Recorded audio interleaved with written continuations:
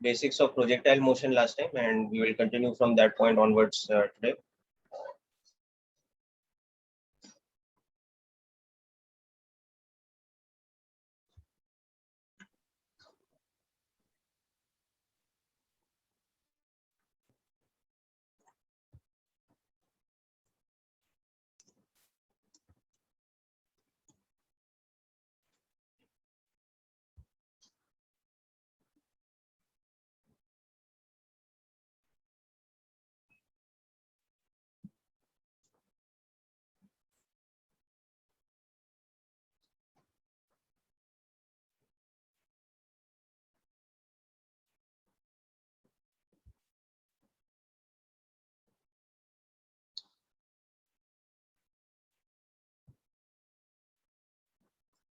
Okay, so projectile motion, let's take a quick recap of the formulae and equations we had learned last time.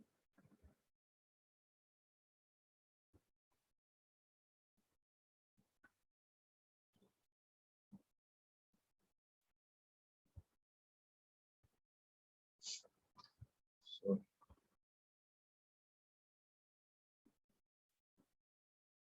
what we had seen is that if from a horizontal surface we project an object or a particle with an oblique velocity like this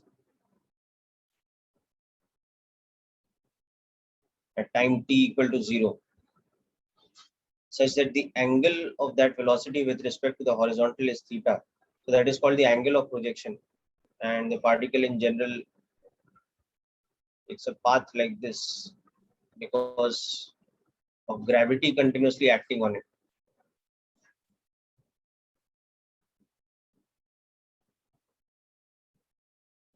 So then to solve the motion, what we do is we take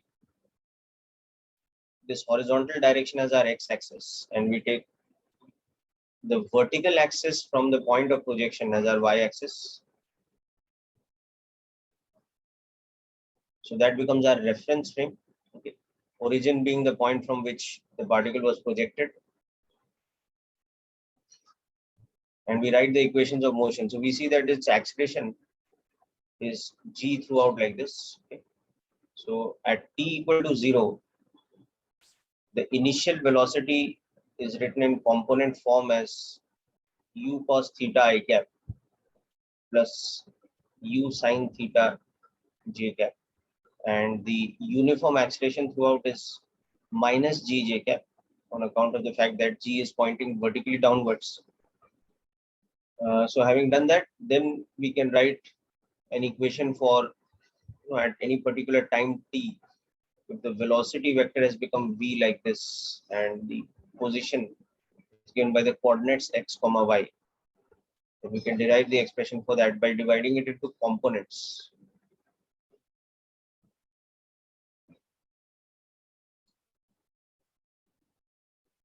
So there is the horizontal or x component. So for that, the initial velocity is u cos theta. The acceleration is 0. So at time t, the velocity is uniform equal to this, and the displacement is that uniform velocity into time. Whereas when we talk about the vertical component,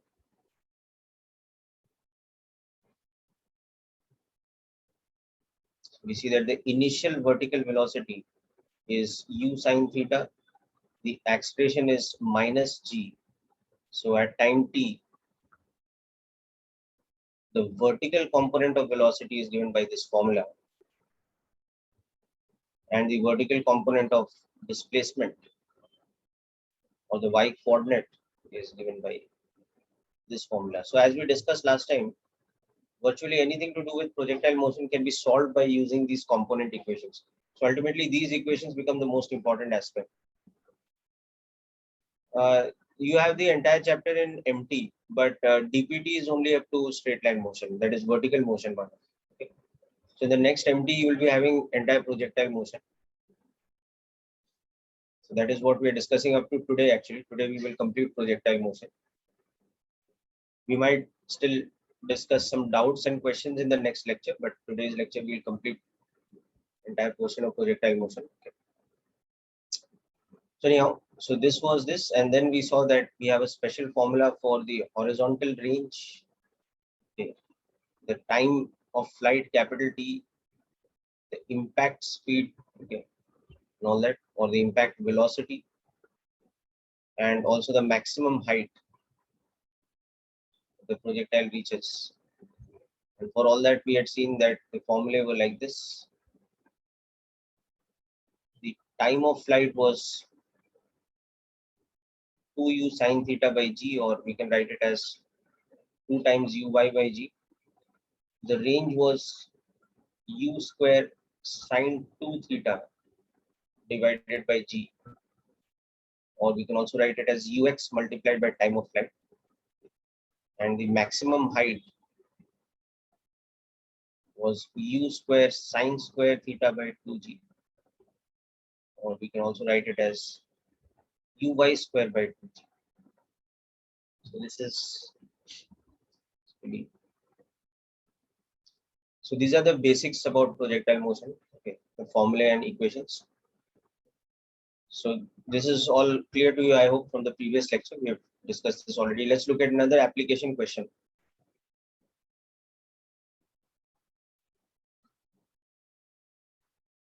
So in our application question here,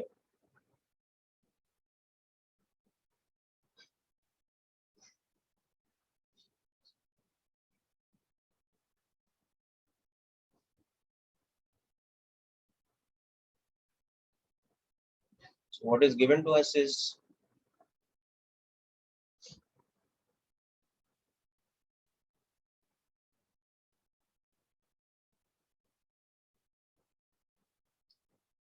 so given particle is projected at t equal to 0 with an initial velocity which is like this.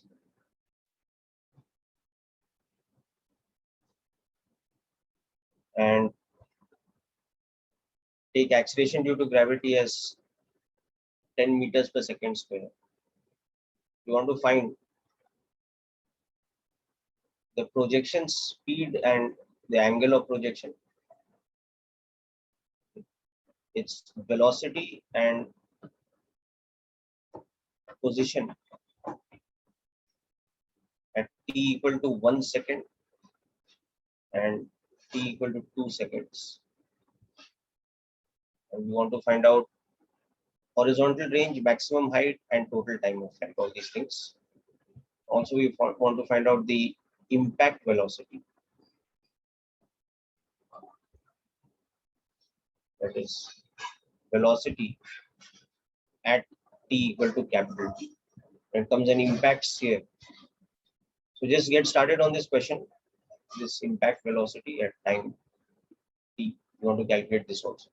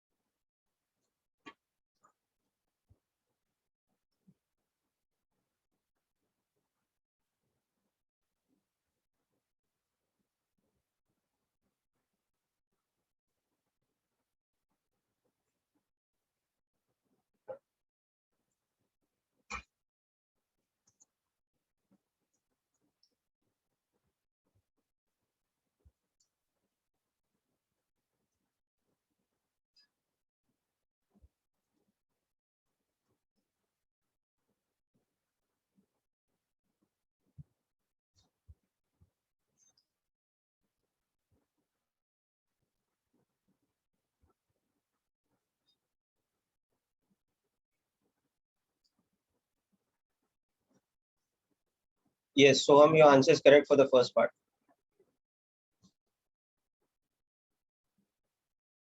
So you can see the first part is basically vector algebra. You can just understand it from a vector diagram also, like this, that x component is 20 and y component is 15. So the magnitude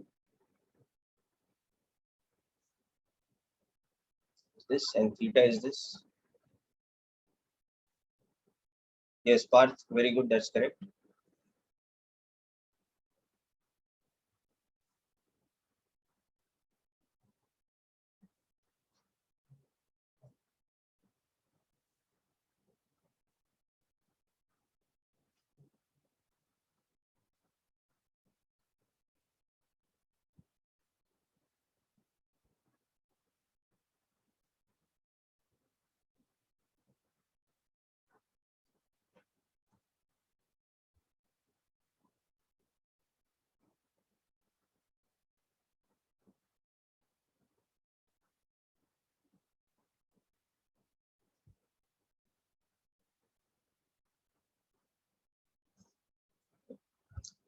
So these are the values that you're getting.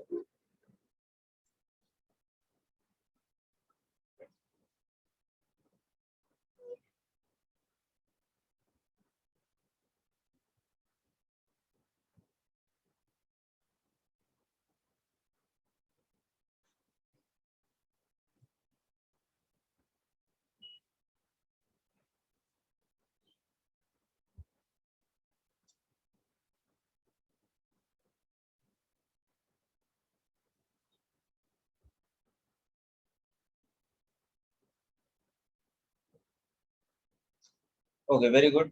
That's correct, Darsh. For the second part, you can see that at some time t,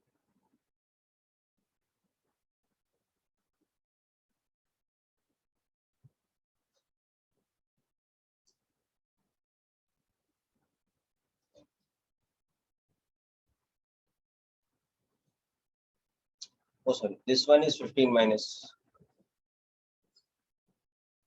10t, whereas this one is 20. X component is 20. No? Okay. So ux is only your u cos theta, and uy is u sin theta. So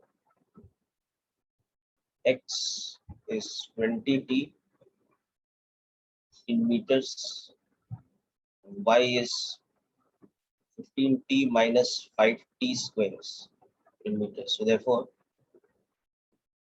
at t equal to 1 second, your v is 20 I cap plus 5 j cap, and x coordinate is 20 meters, y coordinate is 5 meters. Interestingly, you will see at t equal to 2 seconds, you have a kind of a symmetry. It's 20 I cap minus 5 j cap, and x coordinate is 40, but the y coordinate will again become 5.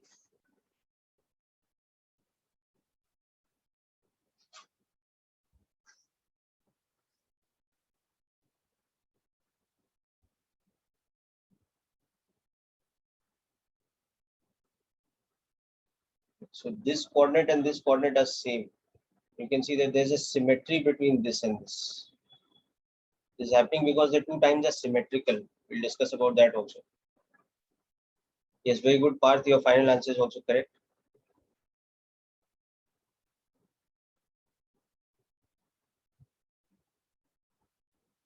No, just check the range once better. Your answer for range is not correct, I think.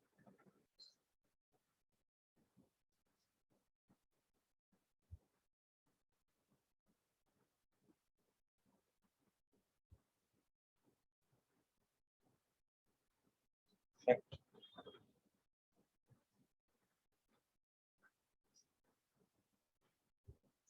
Time of flight, all of you are getting correct.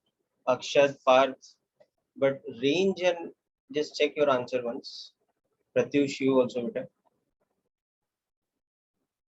Sir, at 40, 1 second and 2 seconds, the y coordinate are same. It means the particle has crossed the greatest height, right? Yeah, it's crossed the greatest height and it's reached a symmetrical position. You understand it? Yes, sir. Okay.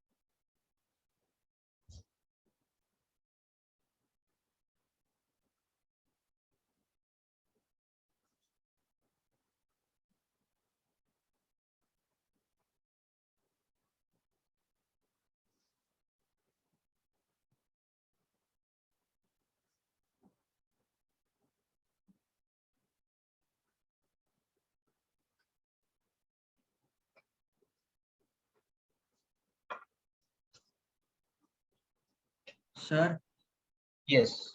sir, I sent you the another answer for R. Can you please check? Yeah, it's correct now, beta.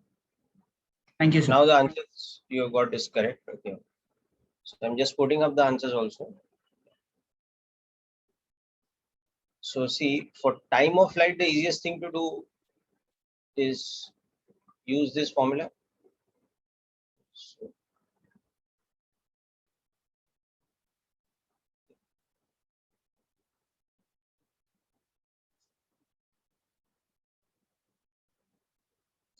for range, just use this formula. It's very easy.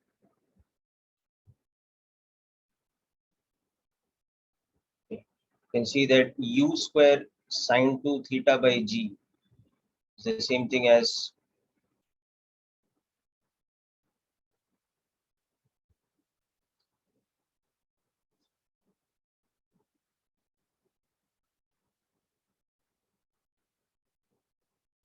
so this whole thing we know already is 20 meters per second. This thing we know is 3 seconds. So we know that the range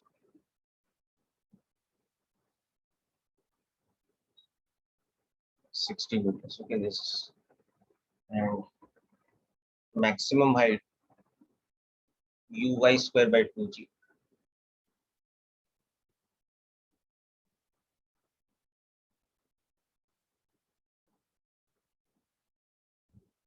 So this concept here.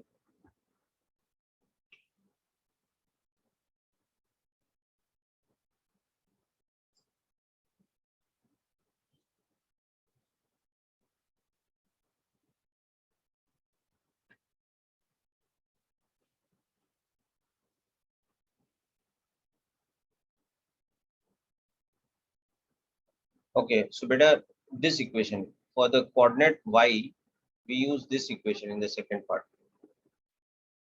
This equation you put the value of t as 1 second here, put the value of t as 2 seconds here. So in general, y is u sine theta t minus half gt square. So that thing will be.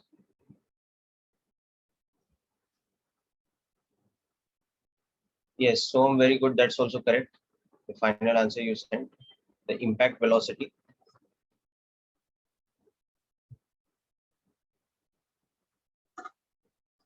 Okay, so hope the answers of the first three parts are clear to all of you. Any doubt, please let me know.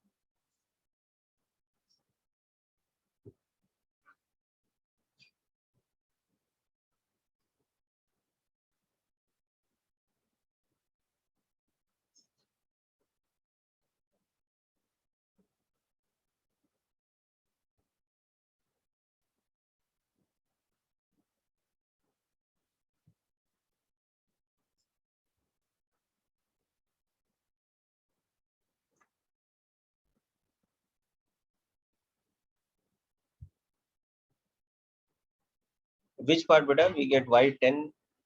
Just put the values properly. You won't get y as 10, beta. Hitesh, see that? Put the value of t as 1 second here. You're getting 15 minus 5.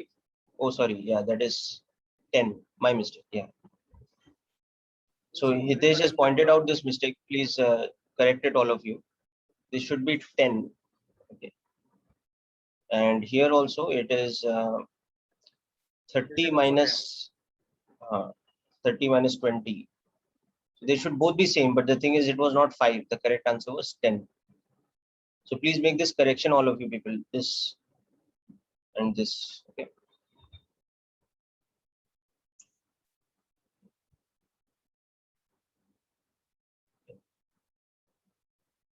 And final part, the impact velocity. What will that be? That is basically velocity at t equal to capital T. So this capital T we have calculated to be 3 seconds. So at 3 seconds, you can see Vx remains constant at 20 meters per second. But Vy becomes how much? 15 minus 10 into 3. So it becomes minus 15. So the impact velocity at time of flight becomes 20 I cap minus 15 j cap. So this also has a symmetry with respect to the initial velocity. So we'll see that in a diagram. Okay. So in this question, we are also exploring the symmetry of the ascent and descent part of the motion that we had discussed. Okay. You can think of the projectile motion as having a perfect symmetry between 0 to t by 2 and then capital T by 2 to t. So 0 to t by 2, it is climbing up. So it has a positive y component, and t by 2 to t, it is descending or coming down. So it has a negative y component. And there is that symmetry in motion. If you take time which is symmetrical, 2 times t1 and t2, like we discussed last time. So here 1 and 2 seconds are symmetrical, because they are symmetrical with respect to the halfway point, which is 1.5 seconds. 1 second is half a second before reaching the half point, and 2 seconds is half a second after reaching the halfway point. So there is that symmetry between the two. Okay, so anyhow, hope the answers are clear till now, and hope all of you have incorporated that correction. Yeah, so what we can say is that the speed is the same for the impact velocity, but remember velocity is a vector quantity, so the direction is not the same. Direction is symmetrical. The y, it's like a mirror image for the y-axis. Yes. Yes, sir. Sir, can you explain that fourth part? Fourth part में क्या कर रहे हैं ना बेटा? We are finding the velocity at the time of impact, and what is the time of impact? It is 3 seconds, right? Capital T. So now you go back to your earlier equation where you've seen Vx and Vy. Okay, so what happens to Vx? It remains constant, whereas Vy is given by what formula? U sine theta minus gt. So that is this formula. This is your Vy as a function of time, but the time we are substituting as what? 3 seconds. Understood now? Okay, sir. Okay, so what we are seeing here is that we are projecting it at a speed of 25 meters per second.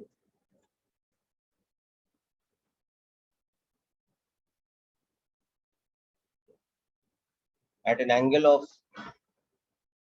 37 degrees. And as the projectile goes like this, it makes an impact at 3 seconds. So the impact speed is also going to be 25 meters per second. And this angle is also going to be 37. So that's why when we write the impact velocity in vector form, we can see it is 20 I cap minus 15 j cap. Whereas when we wrote the initial velocity in vector form, it was 20 I cap plus 15 j cap. Okay. Now we can also see that it reaches the highest point, which is having a height of 11.25 meters.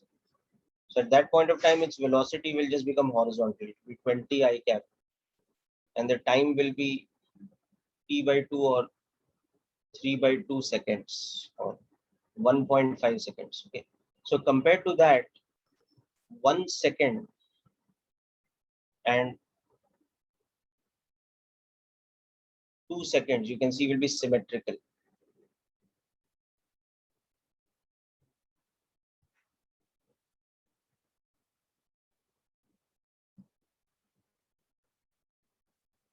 Okay, so you can see that whatever velocity it has here, and this distance from here to here, this was 20 meters, and this distance from here to here was 40 meters. So you can see that this part is also symmetrical because the range was coming out to be 60 meters.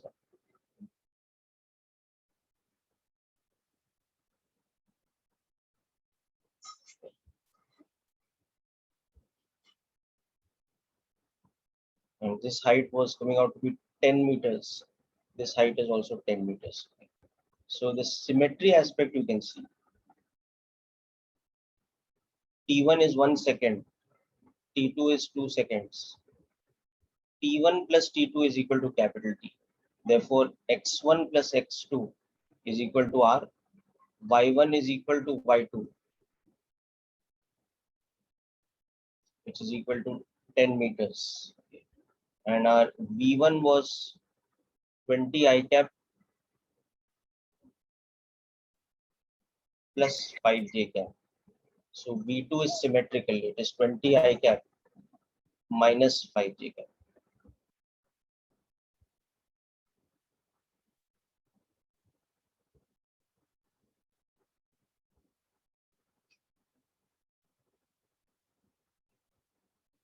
Okay, likewise, you can see the symmetry also for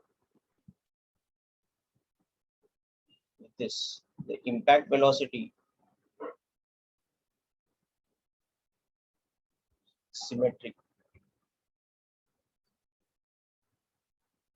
The initial velocity.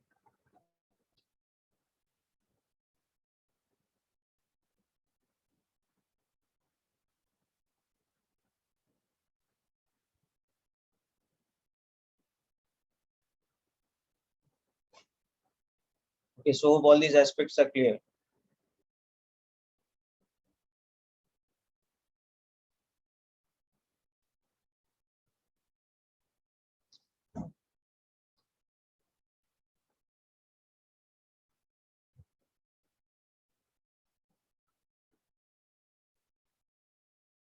Okay, now we move on to the next Sir, important point. Yeah, sir, can you speak? yeah.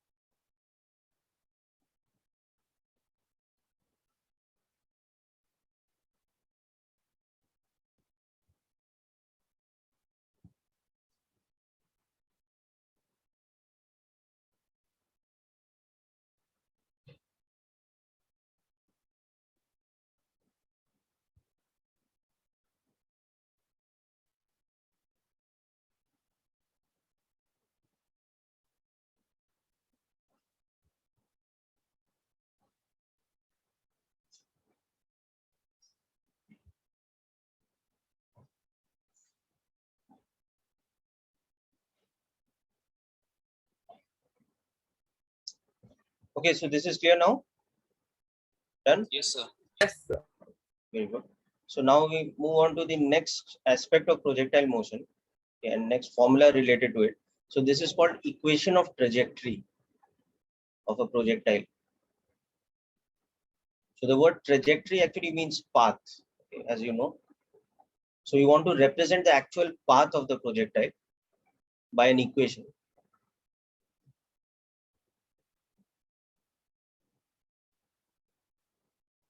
Okay. So basically what we have already done is we have taken a reference frame such that the projectile is moving in the two-dimensional XY plane, where x-axis represents the horizontal and y-axis represents the vertical. So as the projectile moves in this XY plane, it traces out an actual path. So we want to represent that path by an equation. So that is called the equation of trajectory. That is very simple really. We already know how to write the x and y coordinates as a function of time. So it's literally like, if we wrote a computer program that would go on plotting x and y coordinates at various different times with very small intervals in between. Let's say, we wrote a program that could basically plot x and y in a loop, and let's say every 10 milliseconds or even every 1 millisecond, or we want to make it more accurate, every 10 microseconds, let's say, it's plotting the value of x and y, and then it's actually marking that point on a two-dimensional screen. So we would get an actual curve like this, which would be very accurate, which would actually represent the path along which the particle is moving. So we want to write the equation of that curve. So we have, so trajectory means path. Okay. And in kinematics, any equation of trajectory, it basically represents the path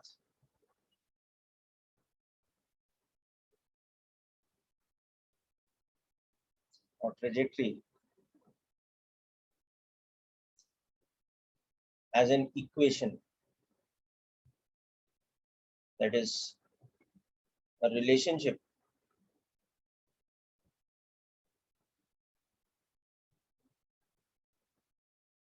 to represent the curve as y as a function of x. That curve is the path. That curve along which it's moving, it has to be represented by an equation of the type, a relation between x and y such that y is a sort of function of x. So what we do here is we start with this, that at some time t, we know that the x coordinate is u cos theta t, and the y coordinate is u sin theta t minus half gt square. Okay. So now to basically determine a relation between x and y, we need to eliminate the variable of t from equation 1 and 2. So from equation 1, we can represent t as x by u cos theta, and then substitute this in equation 2. So that becomes y is equal to u sin theta into, in place of t, we will substitute x upon u cos theta. So minus half gt square. Again, t will be substituted by x upon u cos theta. So we'll see that now this represents a relationship between just x and y. And that relationship is given like this: y is equal to x tan theta minus half gx square upon u square cos square theta. So every point xy which the projectile passes through while it's moving,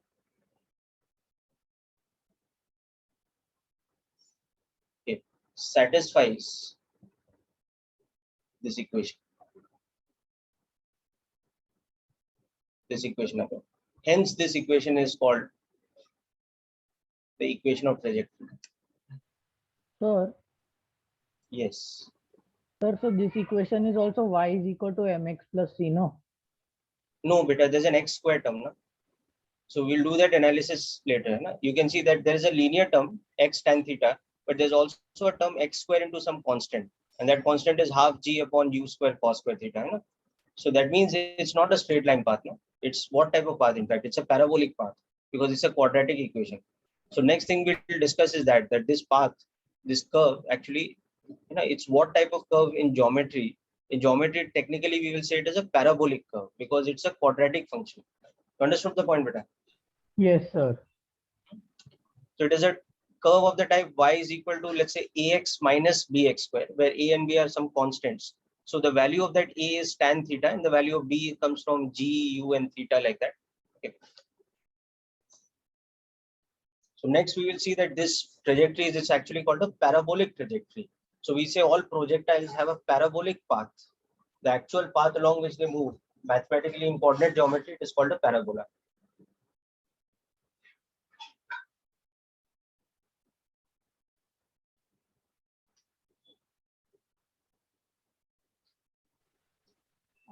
Sir, So what will be the x coordinate? What do you mean, beta? What is the x coordinate? So for equation of trajectory, what will be the x coordinate? No, see, what the equation is representing is representing a relation between x and y for all the coordinates the particle is going through. You understanding? Just visualize the diagram above. उसमें कोई भी point जो उसके path में है ना, it has some x coordinate and some y coordinate, but there's a special relationship between that x and y coordinate.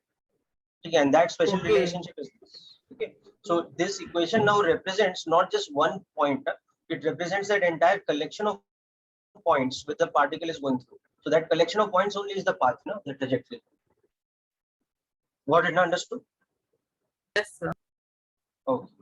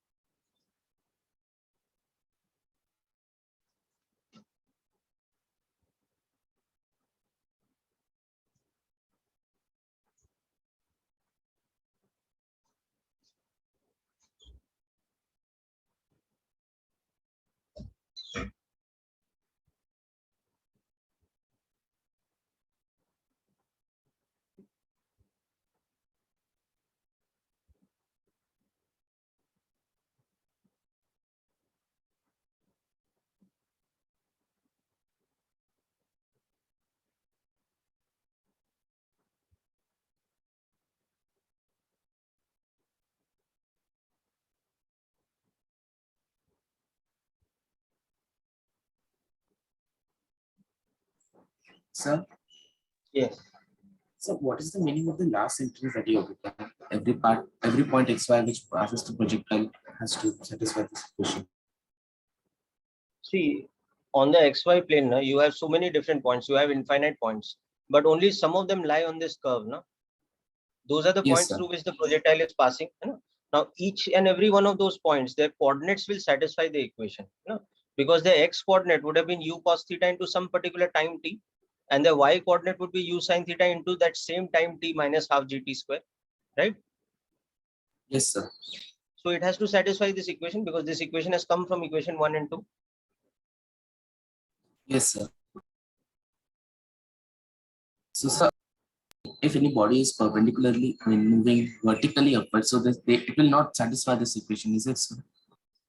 Yeah, if the body is projected vertically, for example, then we'll have to substitute theta as what? 90. Okay. Yes, sir. So tan 90 is undefined. No? So this equation becomes Yes, sir. meaningless. And even cos 90 is 0. So this equation becomes meaningless. So this equation is only valid when we have an oblique projection, when theta is acute.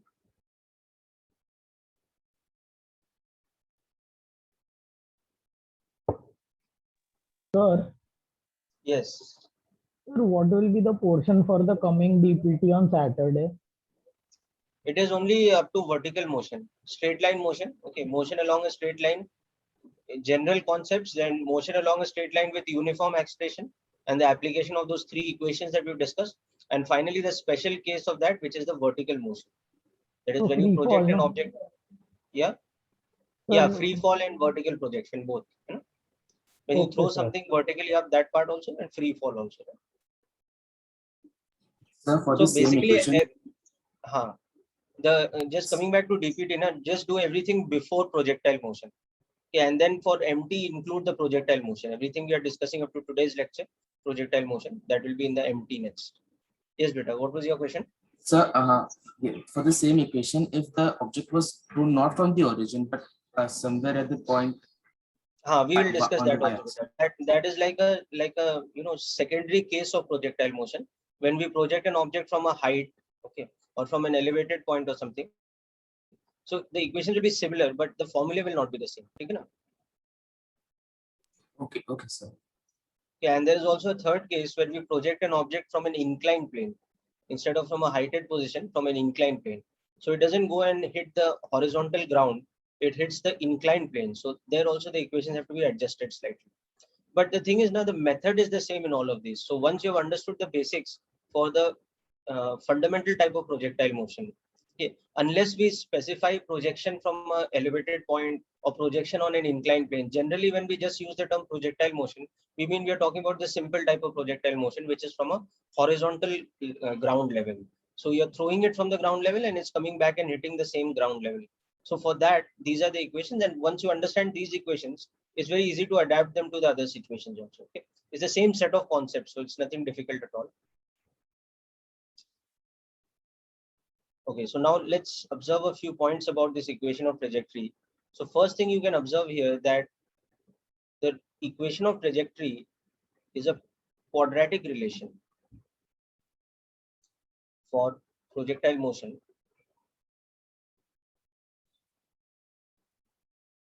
Is a quadratic relation or quadratic equation, you can see. Okay, so therefore that means that the trajectory or the path is parabolic. Okay. The equation of the is of the type y is equal to ax minus bx square, where a, which is tan theta, is a constant. Okay. B, which is half g upon u square cos square theta, is also another constant. Okay. So it represents this kind of. So for example, if we have a situation where your theta is, let's say, 45 degrees, okay, and u is, let's say, 20 meters per second. Okay, then over here a, which is tan theta, will become 1, and b, which is half g upon u square cos square theta, will become half into 10 divided by 20 square into 1 by root 2 whole square. So that will become 5 upon 400 into 1 by 2. So 10 by 400 or 1 by 40. Okay. So your equation of trajectory will become of this type. Y is equal to x minus x square by 40. You can see this is a parabola of this type. If we were to plot this parabola, so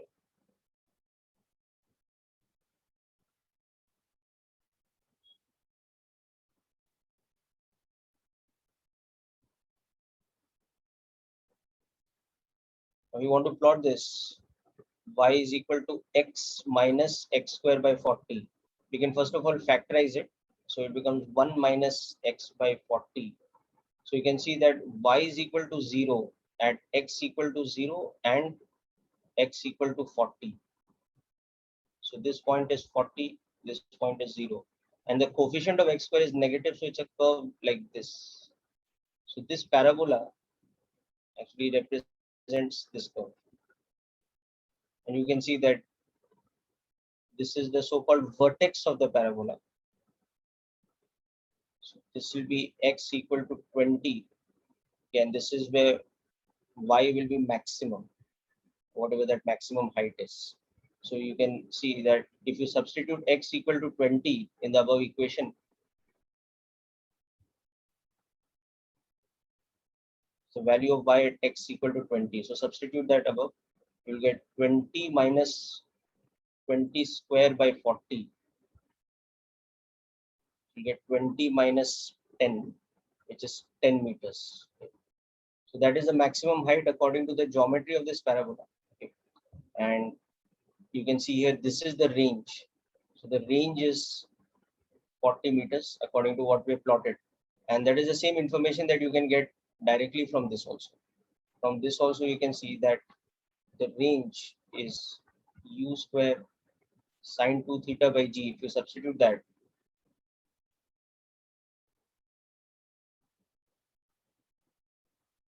so the same thing we are getting from the graph. Okay. And the maximum height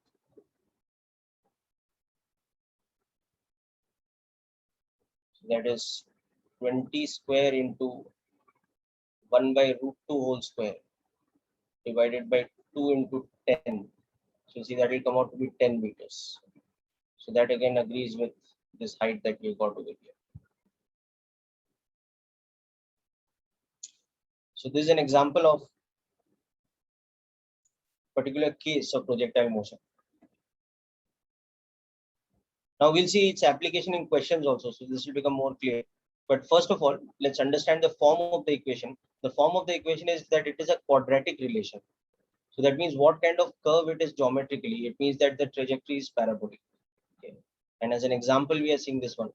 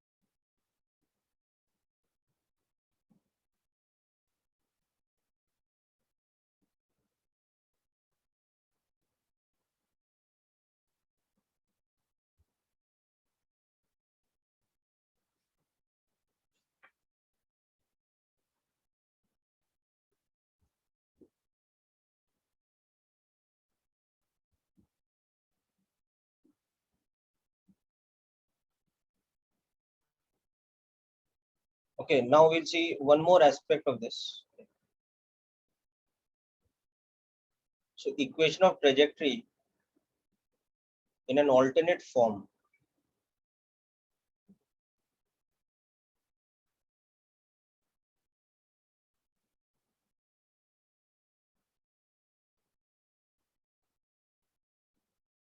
Is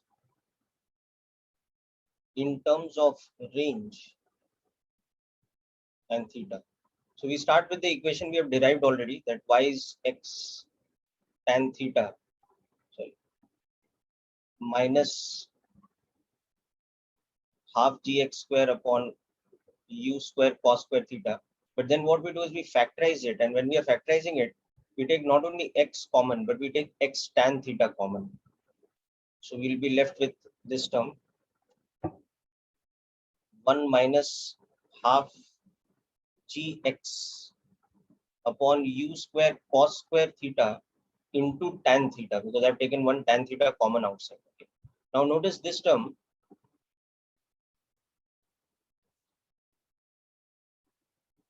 2u square cos square theta into tan theta. It can be written as 2u square sin theta cos theta. So it can be written as u square sin 2 theta. Okay. So therefore, this whole term half g upon u square cos square theta tan theta into x, it can be written as x upon r, because r is equal to u square sin 2 theta divided by g. So doing this, we can see that this equation can therefore be written as x tan theta into 1 minus x by r. So first of all, this formula is much more easy to remember. Also, it is much more easy to handle when we are dealing with numerical problems. So this becomes the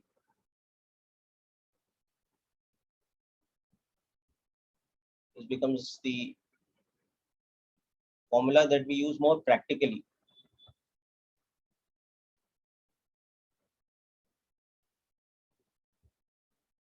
So this becomes the more useful in numerical problems. So this is the easier one to remember when we are looking for application of projectile motion. So this is the alternate form which will be used for application problems.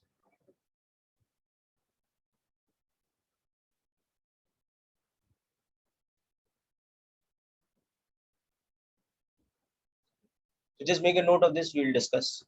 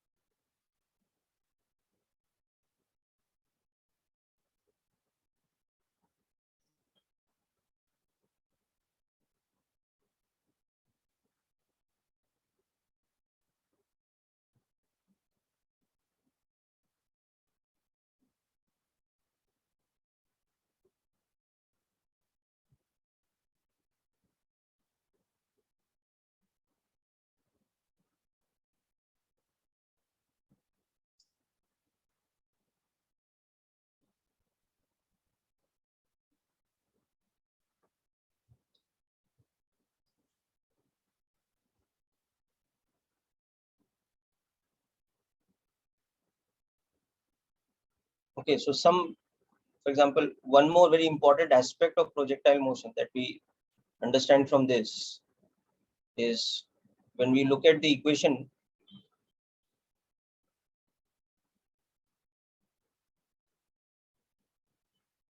okay, and we visualize the trajectory in the xy plane.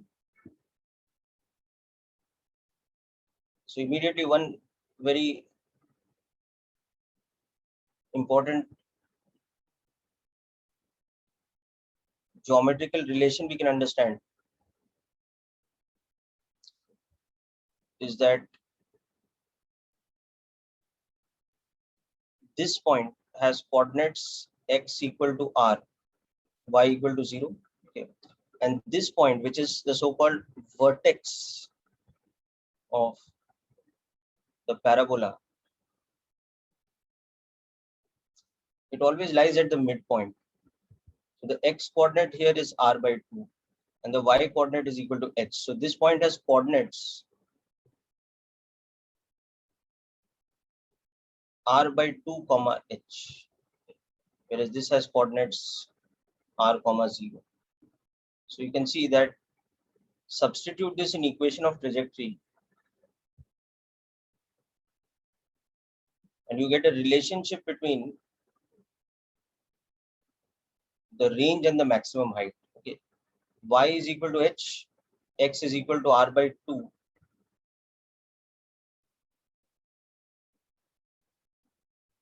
We get this relation, which otherwise also you can get from the formula. Okay, because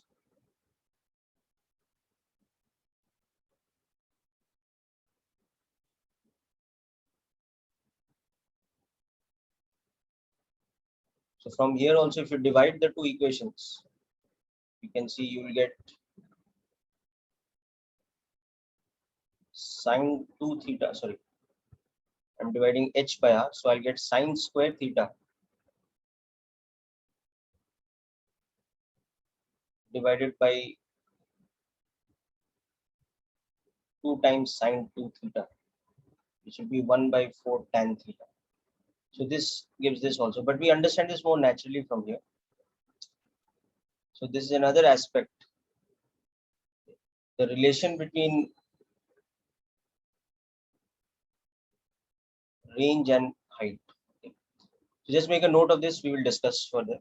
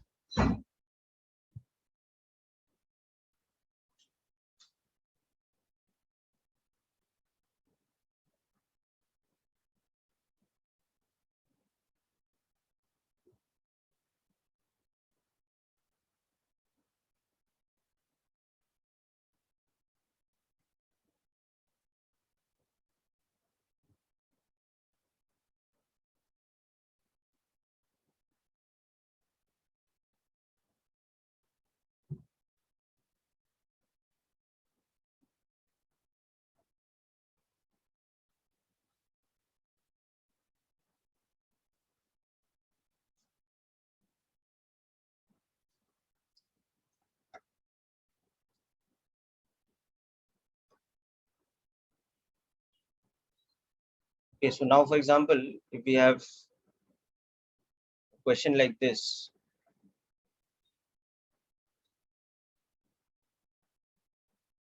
a projectile has a range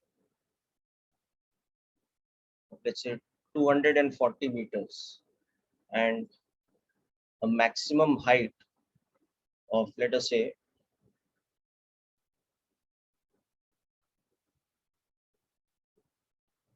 just a second.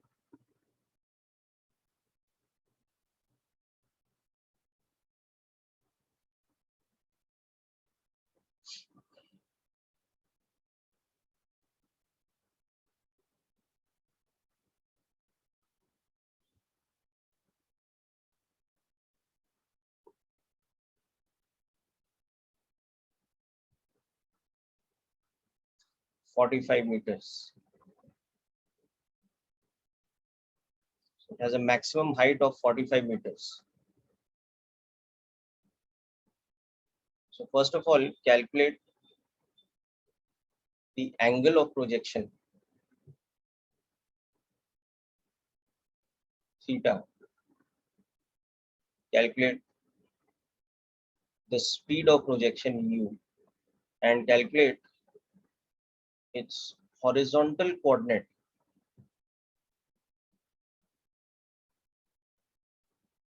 x, when the vertical coordinate, y, is equal to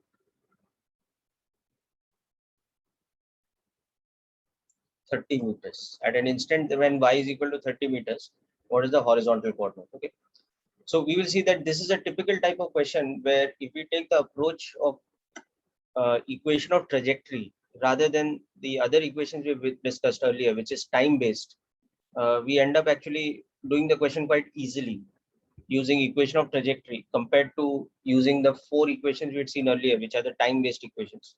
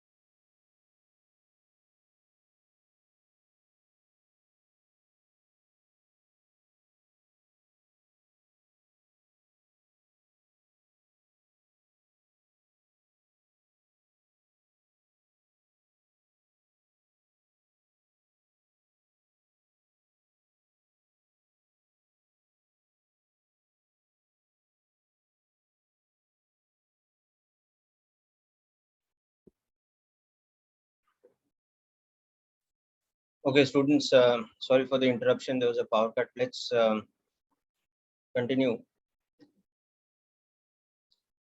So anybody got the answers for this part? I have unfortunately lost all the messages because I got logged out.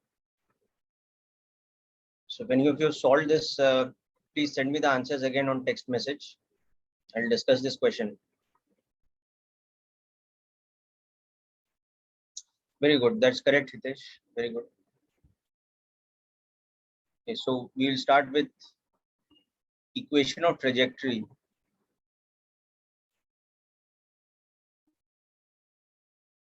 Y is equal to, we'll use this form, x tan theta into 1 minus x by r.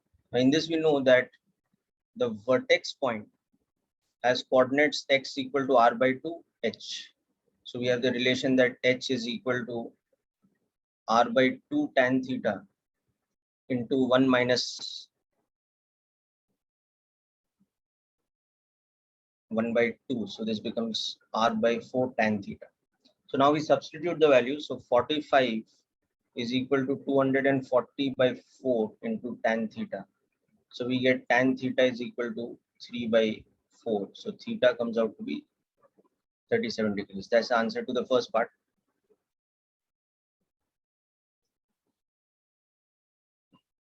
Yes, very good, Siddharth. All your answers are correct.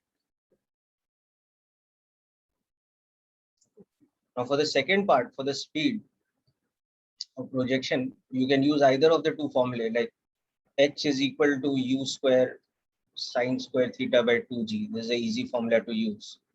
So 45 is equal to u square into 3 by 5 whole square divided by 2 into 10.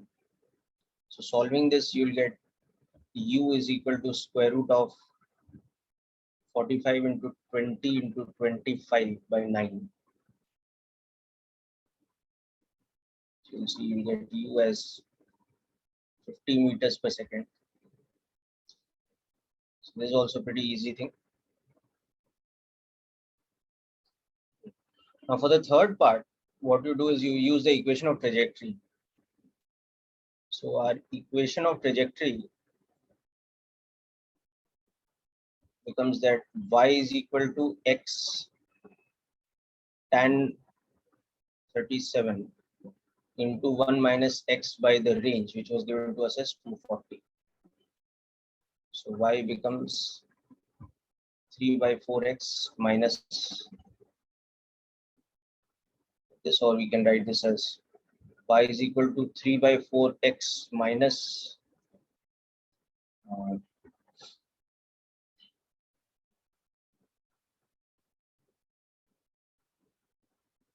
x square by 320.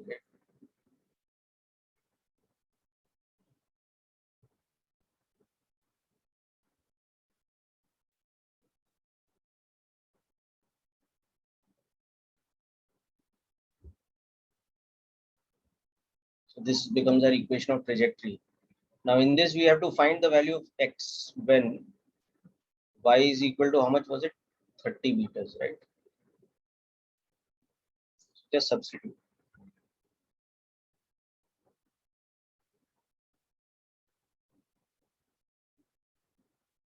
Sir, Yes. sir, it should be 240x, no? Which one? Sir, because when we multiply 3 by 4 into 320, we get 240, no?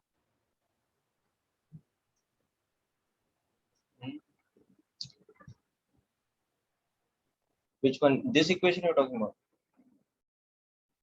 This Sir, this 3, part? yes, sir. This? It's, see, it's 3 by 4 x square upon 240, no? This term. Right?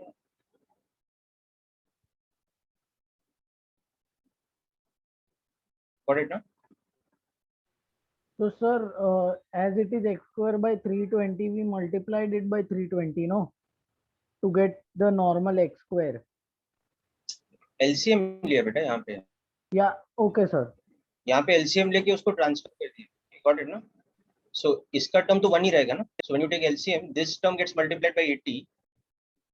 हाँ, sir. So 80 into 3 would become 240, no?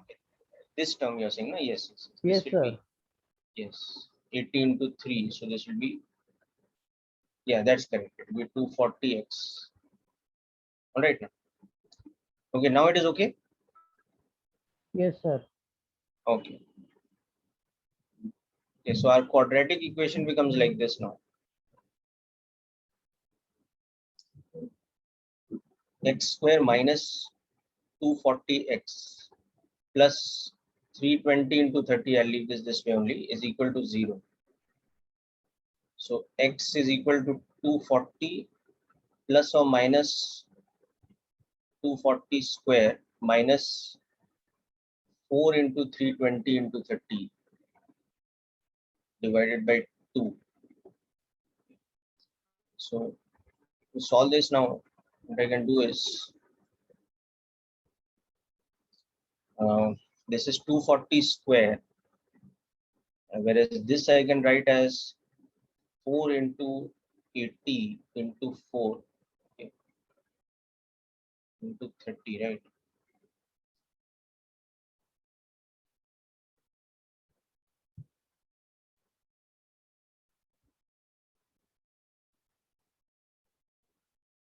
So what are the terms that we can take common? And obviously take 10 common. You can also take 4 common. So if we take 1600 common, we'll have 40. And we will be left with what? We will be left with 24 here. And we have taken 40 square common. So this is 6. So we'll be left with 36 minus 24.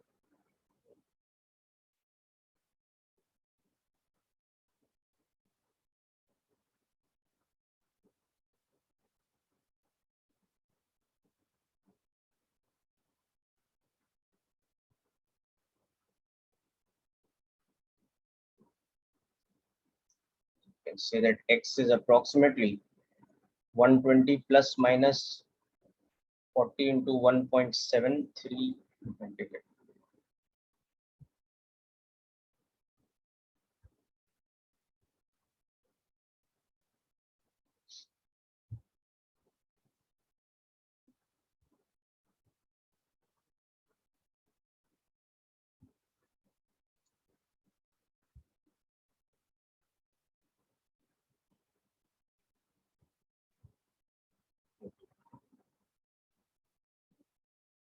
So x is either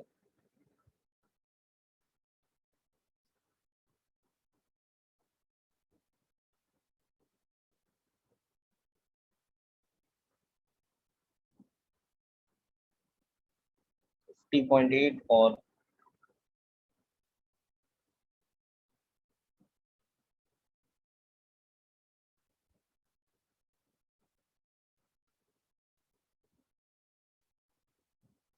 like this. Okay.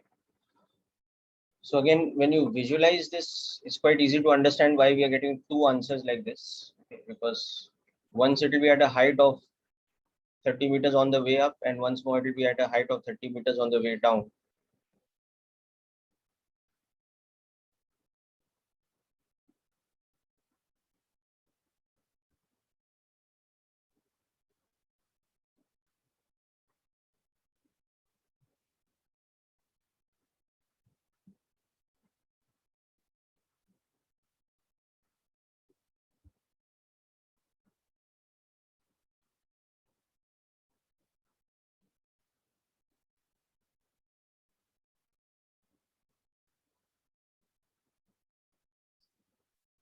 So 2 times it will have a height of 30 meters.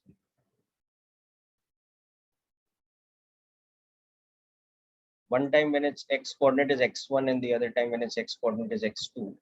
So x1 is approximately 51 or 50.8 meters and x2 is approximately 190 or sorry 189 or 189.2 meters length. So these type of questions and calculations, as you can see, become very easy when we use equation of trajectory. Whereas if you had done this using time-based equations, it would be very much more lengthy, because you first get x and y coordinates as a function of time. Then you would calculate the time at which the y coordinate is becoming 30 meters. So you'll get two values of time and substitute that in the equation of x. So unnecessarily a lot of solving and elimination is required. Whereas this kind of directly gives you the answer. The only complicated thing is the solving of the quadratic equation part, which is also, I mean, not complicated, it's just lengthy. You have to use the discriminant method.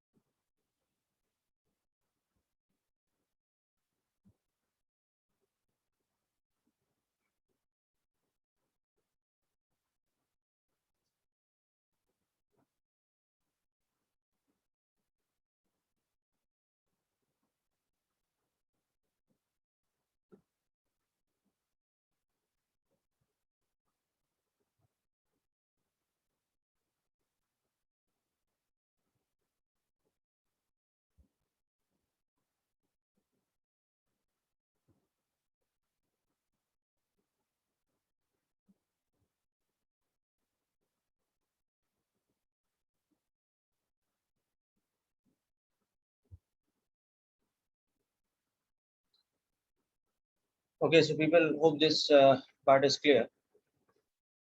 Now we will just quickly discuss one more aspect of projectile motion. Okay, this time talking about projection from an elevated point.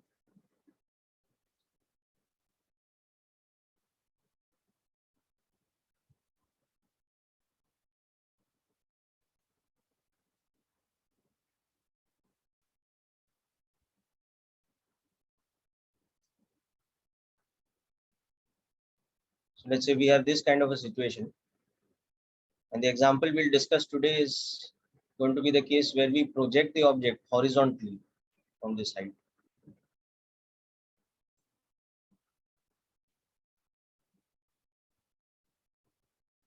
So we project it at t equal to 0 horizontally from a certain height. So it takes this kind of a path and hits the ground somewhere here with an impact velocity vi at some time t, and having covered a horizontal displacement of r. So the idea is now, given these values, suppose given u is 10 meters per second and this height is 180 meters, suppose.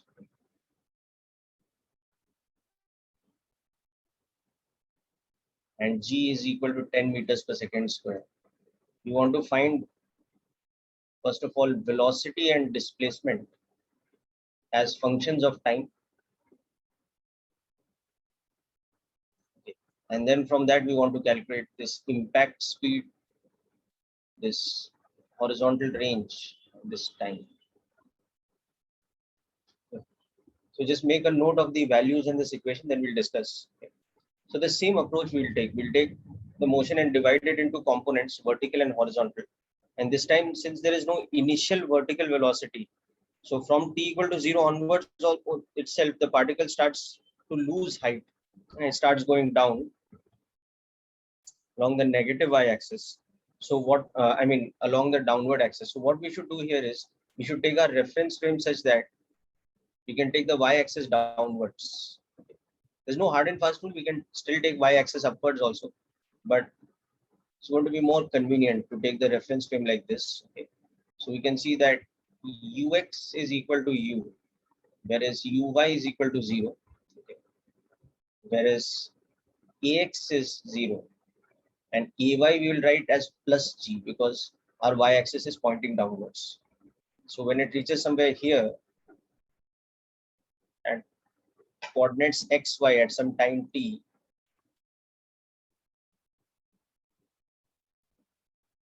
and its velocity has become v, you can see that x as a function of time will be ut and vx will be equal to u at any time t, and y will be equal to half gt square and vy will be equal to gt. This both downwards at t equal to. So your displacement as a function of time is becoming ut I cap plus half gt square j cap. But remember here, plus half gt square j cap is actually a downward displacement. And similarly, velocity is having the constant horizontal component and a linearly varying or vertically downward component that is proportionate to time. So this is the first part, displacement and velocity as functions of time. Now using this only, try to develop the formula for impact velocity and time of flight. Okay, I'll just put this numerically here. So for our given situation, this will be 10t I cap plus 5t square j cap, and this will be 10 I cap plus 10t j cap. This is in meters per second. This will be in meters. Okay. So now just try to use this to find out the second part, the value of the impact speed, the range, and the time. Again, you will see that you will be at an advantage if you start with the time. Actually, start with calculating capital T.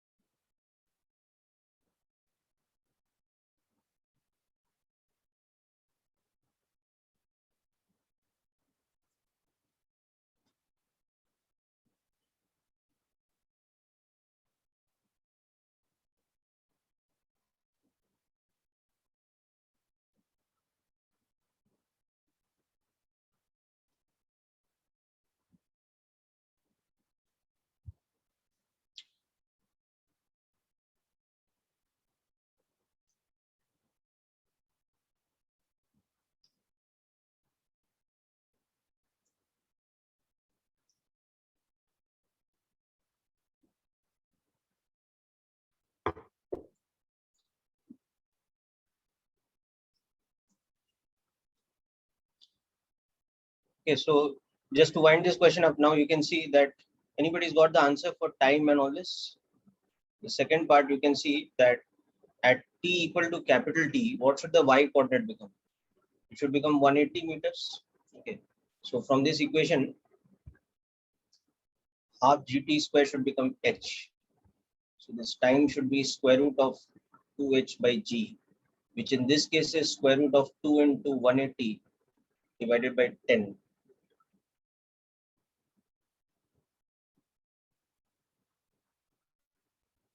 So it is 6 seconds. Getting the time as 6 seconds. Then you can see that at this time the x coordinate is equal to the range. So the range should be ut.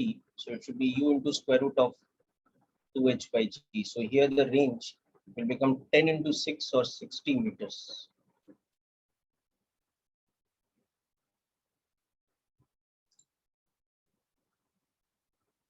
Now you can see that at this time Vx is equal to u, which is 10 meters per second, and Vy is equal to gt, which will become 60 meters per second. So the impact velocity will have a horizontal component of 10 and a vertically downward component of 60. Remember here that this plus 60 j cap is a downward component.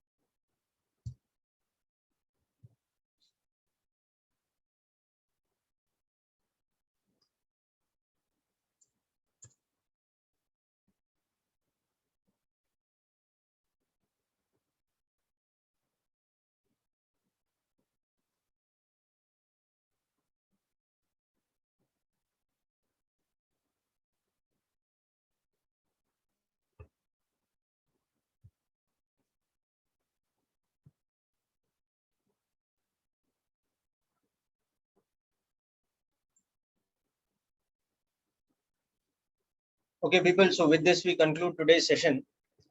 We will also discuss about projection from an elevated point like this next time. We can project something at an angle instead of horizontally, or we can even project something like this. So both these type of cases also we will discuss. That's coming up in the next lecture, and we'll also discuss about projectile motion on an inclined plane. So if we project something like this on an inclined plane, goes and hits somewhere here.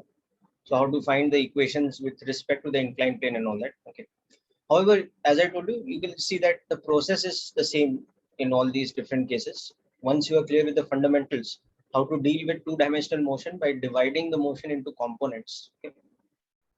And in anything to do with motion under gravity, the horizontal component is always with zero acceleration. So it makes things quite simple actually. And the vertical part is also with acceleration, but uniform because G is uniform. So that's also equally simple in that sense. Okay. So that's it for today's session, people. I'll be sending you an extra worksheet along with HC Verma questions, which you can do from for your practice. Okay. So in HC Verma, there are projectile motion questions from question number 25, I think about 25 to about 45. Okay. So you can cover those.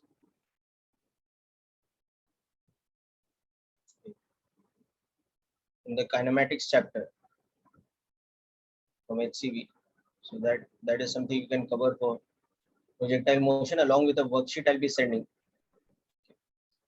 So that's it for today's session. Thanks for attending. Wish you all the best. Thank you, sir. Okay. Thank you so much.